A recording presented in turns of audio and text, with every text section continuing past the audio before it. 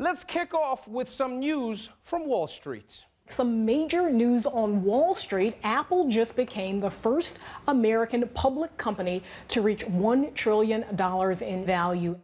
$1 trillion. That's it, folks. Apple has officially won capitalism. Wrap it up. It's over.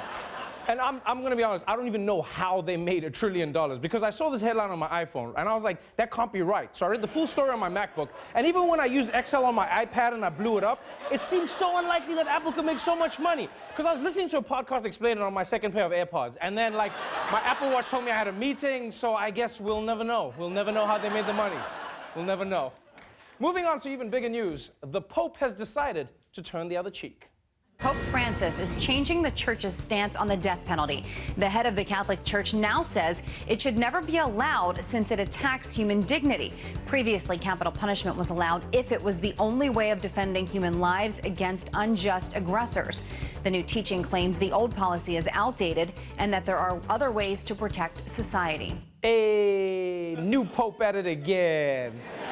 Yo, I'm loving Francis, man. He's making religion cool. First he said gay people are cool. Then he said dogs can get into heaven. One day he's just gonna be like, Tuesday is ladies' night at the Vatican.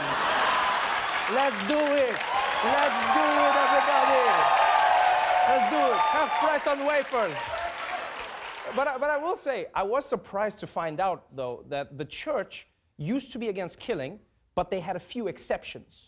Which is like something I never thought of. Like, do they do that with other commandments? You know, is it like, thou shalt not commit adultery unless she's smoking hot, then thou may covet that ass. Thou shalt not take my name in vain unless it's about that ass. God damn! Moving on.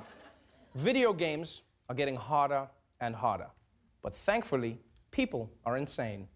The Wall Street Journal reports parents are hiring coaches to tutor their children in the popular combat survival video game Fortnite. Parents say they want to improve their kids' skills for prize money, college scholarships, or bragging rights. Yeah, nothing gives a kid bragging rights like needing their parents to get them a coach to learn how to play video games. Yeah. Guys, I used to suck, but now I got a coach at the game. Do you guys still hate? Oh, you do? You still hate me? Okay. And spending all your money learning video games is definitely a worthwhile investment. I mean, just ask all those Pokemon I collected in 2016. Yeah. You realize if I had put that money into Bitcoin, I'd only have like, what, $19 million? Instead, I have great memories. Pika, pika. You know, in all honesty, I'm actually worried that the more overbearing parents become about playing video games, the more kids are gonna rebel against them. Just gonna be like, you, Dad, I'm reading books. I said no homework until you finish your video games. Don't you dare pick up that violin. You get back to the console right this minute. You get back. I want to be a doctor, not under my roof.